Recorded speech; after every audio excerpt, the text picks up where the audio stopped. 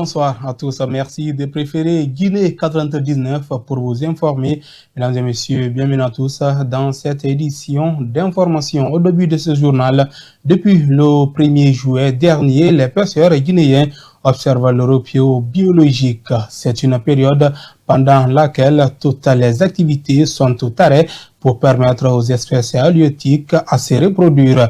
Au débarcadère de Sumba, dans la commune urbaine de Dubreka, cette interdiction est observée. Cependant, certains pêcheurs rencontrent des difficultés pendant cette période. Les détails, c'est dans ce reportage de Mamadou Bailo Kanté.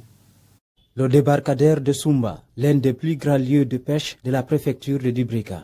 Comme vous pouvez le constater actuellement dans cet endroit, les activités sont rares, suite à l'observation du repos biologique annoncé par les autorités du pays. Ici, l'on remarque l'absence notoire des pêcheurs. Selon le chef de port, les consignes sont claires. Aujourd'hui, après cette interdiction, nous contrôlons très bien ces bateaux-là.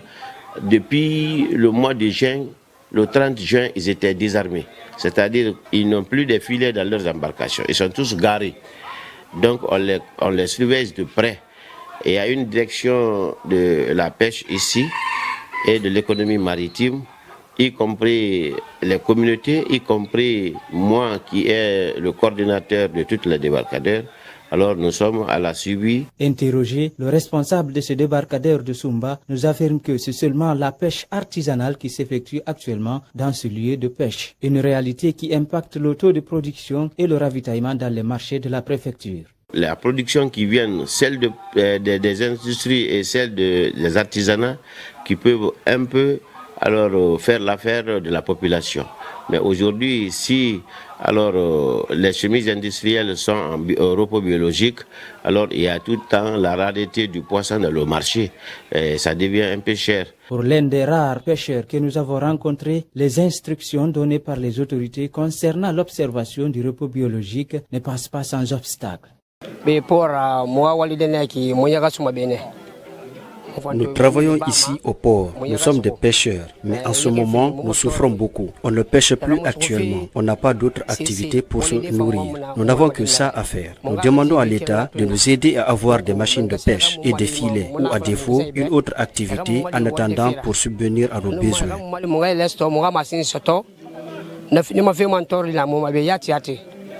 Selon les consignes du ministère de la Pêche, le repos biologique va du 1er juillet au 31 août 2024. D'après des entretiens, le constat révèle que nombreux sont des ouvriers de la pêche semi-industrielle qui tirent déjà le diable par la queue après un mois sans travail.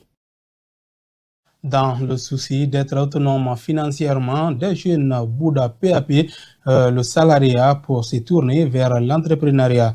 Dans l'optique de lutter contre le chômage en Guinée, plusieurs coopératives, petites et moyennes entreprises orientent leurs actions dans le domaine de la formation en saponification, une activité lucrative. Reportage Fatoumata Kamara. Située au carrefour Est-Ouest, dans la commune de Sonfonia, une entreprise de la place évolue depuis plus de 3 ans dans la formation en saponification. Venu à sa rencontre, le responsable de la dite entreprise explique les raisons qui l'ont poussé à se lancer dans ce secteur d'activité. Je suis de ceux qui ont compris très tôt que l'entrepreneuriat, si vous voulez, c'est l'avenir du monde, que le monde n'allait pas continuer tel qu'il est. Et si dans les années 90, dans les années 80, l'on étudié pour avoir un emploi, je savais déjà que tel ne sera plus le cas dans les années à venir. Donc aujourd'hui, c'est le monde de l'entrepreneuriat et je me suis lancé très tôt dans le domaine. C'est une façon de se positionner et surtout que nous sommes dans des pays sous-développés. Il faut des activités comme ça pour permettre non seulement à la population de pouvoir s'épanouir, chose qui va aussi contribuer au développement socio-économique du pays. Dans son domaine de service, plusieurs variétés de savons sont fabriquées par l'entreprise. On apprend aux apprenants comment faire les différents types de savons, notamment les savons de ménage, comment faire les savons de toilette, les savons tels que le curcuma en base de curcuma, en base de carottes, des savons en base de miel, base de moringa, des savons éclaircissants, comment également faire des savons kabakoudou, des savons en poudre parfumée qu'on appelle ici Omo, également comment faire les shampoings détergents multi-usages, comment faire aussi les shampoings gel douce, mais également comment faire les 100 points gel d'eau éclaircissant. Passionnés du métier de l'entrepreneuriat, ces deux bénéficiaires de la formation en saponification nous parlent de leur engagement. C'est un rêve et une passion à la fois d'entreprendre. Malgré qu'on est femme, mais il ne faut pas toujours attendre des autres aussi. Je crois que bénéficier de cette formation, je peux me lancer dans plusieurs choses avec l'ambition que j'ai. L'ambition, ce n'est pas seulement d'apprendre, mais d'aller au-delà aussi. Cette fois-ci, la vie n'est plus, la théorie n'est plus basée sur la théorie, mais plutôt sur la pratique. Moi, je suis diplômé en physique, mais depuis que je suis sorti de l'université, je n'ai pas bénéficié d'un emploi lié à la physique.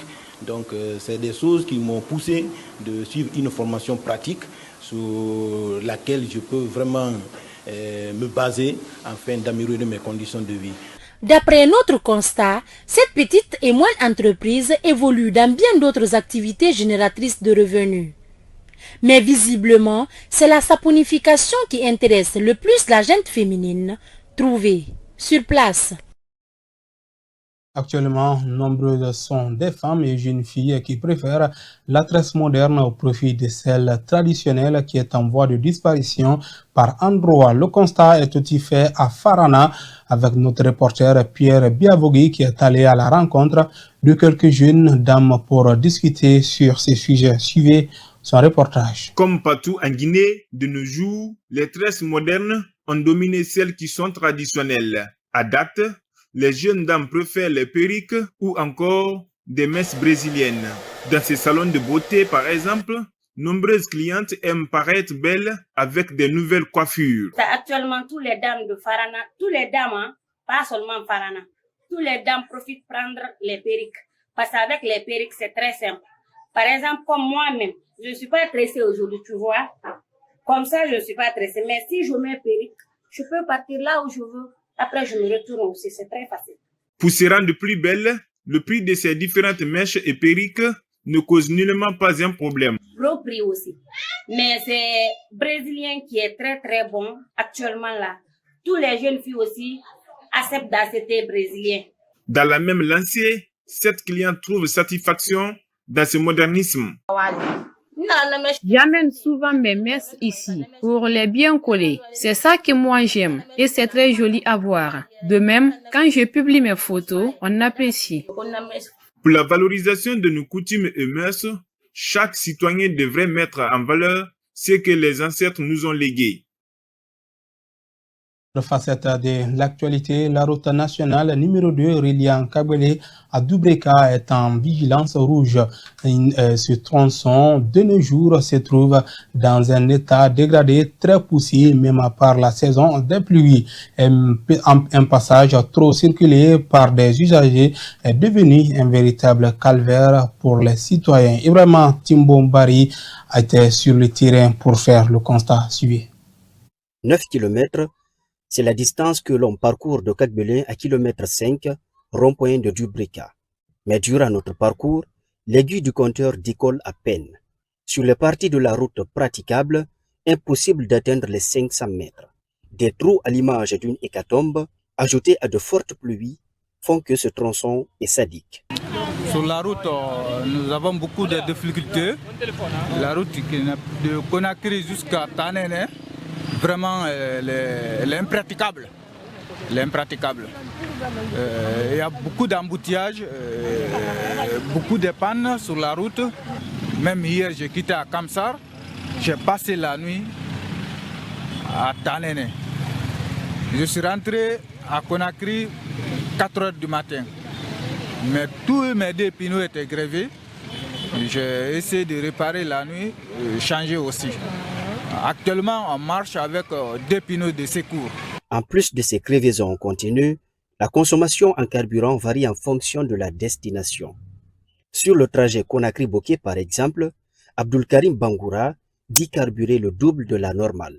Avant, la voiture consommait au moins 21-23 litres aller. Mais actuellement, il faut mettre 30 pour Conakry comme ça. Aller comme retour, les 60 litres vont partir. Et des fois même, il faut avoir les supplémentaires aussi. Le calvaire des usagers de cette route n'est pas la seule conséquence directe, mais aussi les riverains paient la facture au prix de leur santé. La route est complètement dégradée. Nos enfants sont dans la saleté. Même quand on les lave, ils se salissent aussitôt. Quand il pleut aussi, l'eau nous chasse de la maison. Ça, c'est tous les jours. Nos enfants et nous sommes constamment à l'hôpital. Cela fait maintenant plus de 5 ans. La route nationale numéro 2, précisément Kagbelen-Djubreka, est en dégradation continue. Or, c'est l'une des routes nationales les plus pratiquées. Par endroits, il est à souligner que cette route relie la Guinée à d'autres pays limitrophes comme le Sénégal ou encore la Guinée-Bissau. Voilà, mesdames et messieurs, ainsi s'achève cette édition d'information. Vous nous suivez sur Guinée 99, sur la page Facebook et sur la chaîne YouTube. Maximum de partage et abonnez-vous.